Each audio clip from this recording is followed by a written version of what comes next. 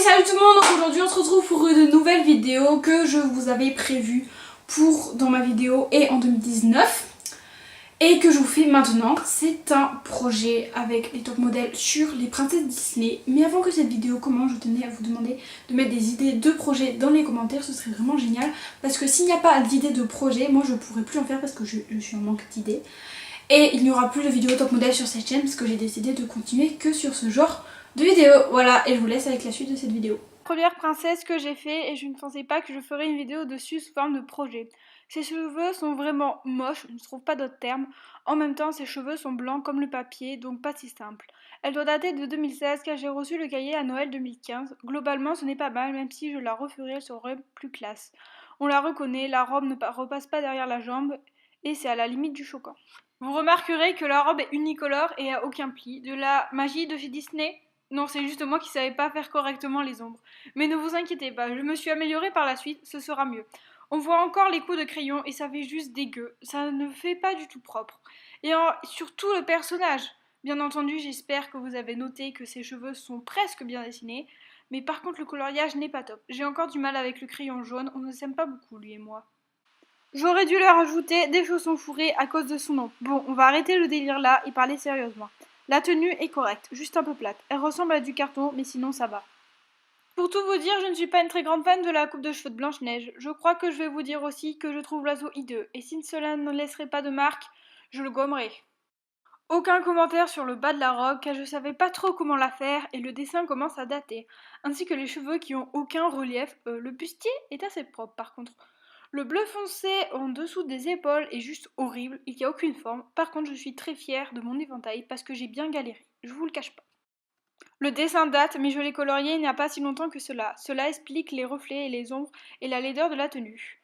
J'ai eu trop la flemme de la redessiner et je ne voyais pas du tout comment l'améliorer d'un coup de crayon. L'explication du pied qui sort de la robe est que pour moi, Cendrillon me fait penser à sa chaussure.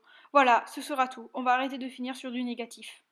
Catastrophe en vue! Le coloriage a légèrement rattrapé cette tenue hideuse. Les traits sont basiques et ne donnent pas un effet de réalisme de malade. Les bijoux sont plus orange que or, mais bon, c'est pas ça le pire. Les cheveux sont le pire. La couleur, la forme, est-ce qu'à ce moment-là on peut parler de texture? Bref, une calamité. Le seul truc que je ne suis pas raté, c'est la rose. Mais je suis en train de me rendre compte que je n'ai pas dans ce Disney. Si! Le palais qui se recouvre de ronces avec des roses. Voilà pourquoi. La colo laisse à désirer, par contre je suis extrêmement fière des cheveux sur l'épaule, de l'arc et des flèches et le truc blanc qui ressort dessous avec les plis et les ombres. Je crois que c'est celle que je préfère car sa robe est simple mais j'admire la couleur. Waouh, c'est la première fois que je ne parle d'une princesse qu'en positif, je progresse. Oui, c'est Belle de La Belle et la Bête, on ne va pas en faire un plat. Je l'ai pas colorié pour la bonne et simple raison que je colorie très mal avec les crayons jaunes, souvenez-vous. Je ne sais pas pourquoi. Le dessin de la robe étant très joli, je ne vous cache pas que j'ai galéré à trouver une image. Je ne voulais pas la gâcher. On dirait avec sa couleur blanche une robe de mariée, non? La robe a de très jolies couleurs qui s'accordent bien ensemble. J'ai parfaitement maîtrisé l'ombre avec le rose, mais je crois avoir mis du temps pour le violet. Je ne voyais pas où je pouvais mettre un rappel ou une aide pour la reconnaître, tel que l'arc de Mérida et l'oiseau de Blanche-Neige. Dites-moi où je pouvais mettre un poisson sur la terre, à moins de l'enfermer dans un bocal, mais c'est quand même un poisson libre.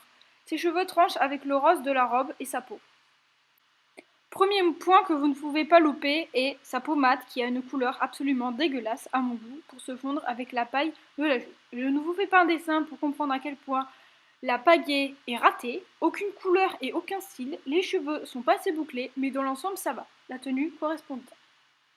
Je me félicite pour ne pas avoir trop raté son foulard, je lui laissais quelques libertés pour les manches et les boucles d'oreilles, mais la tenue reste conforme à celle qu'on se fait de la robe. Les cheveux sont assez stricts, sont assez lâchés. Vous notez toute ma sélection de couleurs rouges, rien que pour faire la ceinture et le premier voilage de la robe. Beaucoup d'essais pour utiliser seulement 4 crayons. Je crois que de toutes, ça a été la plus simple à réaliser. La robe courte, les cheveux longs et droits, un collier tout simple, la facilité. Je ne suis pas une adepte de la forme du haut de la robe. Je trouve qu'à part le marron, il n'y a pas 10 000 couleurs, mais bon. Par rapport à Vaiana, j'ai fait des efforts sur la couleur de peau et qui est bien présente, rassurez-vous. Je crois que la couleur préférée de son créateur était le bleu. Je me trompe? D'apparence compliquée, elle m'a apparu vraiment facile à faire. Bon, pas comme la précédente, mais je m'attendais à plus complexe. J'ai décidé de mettre les cheveux devant pour qu'on les voit un minimum et puis pour changer des cheveux dans le dos. Je n'ai pas dit que ça manquait de réalisme. un peu, mais moins que mes premières princesses. La fleur sur le devant de la robe a été compliquée à faire, mais j'ai finalement gagné. C'est la partie que je préfère le moins, avec son bijou ras du cou.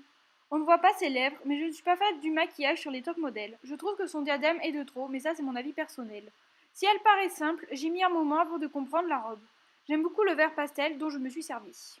J'espère que cette vidéo vous aura plu et je sais qu'il n'y a pas de plan où je crayonne, je suis désolée, mais j'ai pas encore pris le réflexe de prendre ma caméra à chaque fois que je tourne une vidéo, donc j'en suis désolée et j'essaierai de faire mieux la prochaine fois et on se dit à dans 2 semaines.